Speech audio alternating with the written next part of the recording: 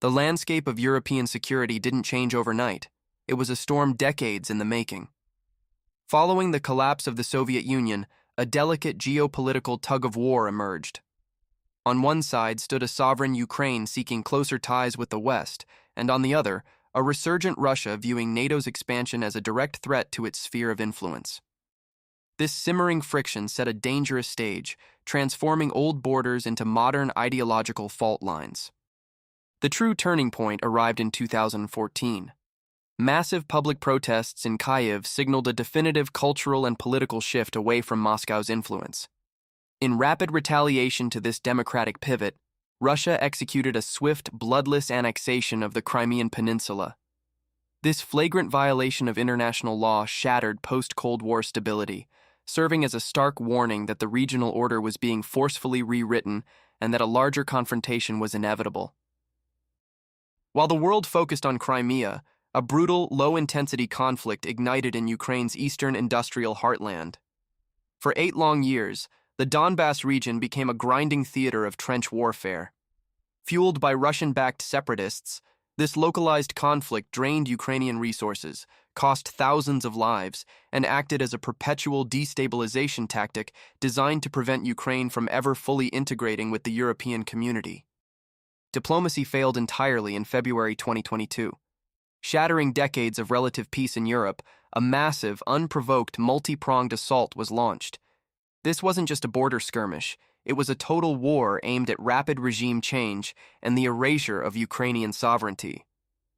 The world watched in shock as the largest conventional military campaign in Europe since World War II began, fundamentally altering global politics forever. The initial blueprint for the invasion relied on a swift, decisive blow to decapitate the government in Kyiv. Yet, instead of a quick collapse, the world witnessed an unprecedented mobilization of national defiance. Citizens and military forces united, defying overwhelming odds to stall the advance. This fierce defense of the capital shifted the entire trajectory of the war, proving that a determined population could halt a global superpower. In the darkest hours of the assault, the power of communication became a vital weapon. Refusing international offers of evacuation, Ukraine's leadership chose to stay on the ground. This simple, defiant act of presence galvanized domestic morale and transformed global perception. By bridging the gap between a nation under fire and the international community, this stance turned a military crisis into a unified global crusade for freedom. The international response shifted rapidly from diplomatic condemnation to aggressive economic warfare. A massive coalition of nations unleashed unprecedented financial penalties designed to isolate Russia from the global marketplace. By freezing assets, cutting off banking networks, and targeting vital energy sectors, the West attempted to dismantle the economic machinery funding the military campaign, turning the conflict into a war of financial attrition. As the conflict deepened, it evolved into a proxy struggle of logistics and global alignment. Western nations mobilized an unprecedented flow of advanced weaponry, intelligence, and humanitarian relief into Ukraine. This massive pipeline fundamentally altered the battlefield dynamics, transforming a localized defense into a highly sophisticated, Western-backed resistance that effectively checked Russia's conventional military superiority. Beyond the front lines, the invasion triggered a staggering human catastrophe, sparking the fastest-growing refugee crisis in Europe since the mid-20th century. Millions of women, children, and elderly citizens were forced to abandon their lives, crossing borders into neighboring European nations. This massive exodus tested the humanitarian infrastructure of the West and underscored the immense, tragic human toll of modern warfare.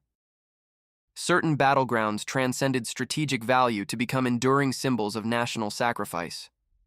The brutal, systematic destruction of key coastal strongholds showcased the sheer devastation of modern siege warfare.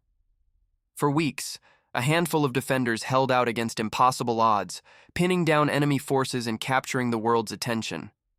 Their final stand came to epitomize absolute resilience in the face of total annihilation.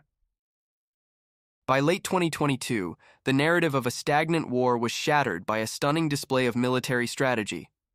Exploiting exposed flanks, Ukrainian forces launched a brilliant, rapid counteroffensive that recaptured vast swaths of occupied territory in a matter of days.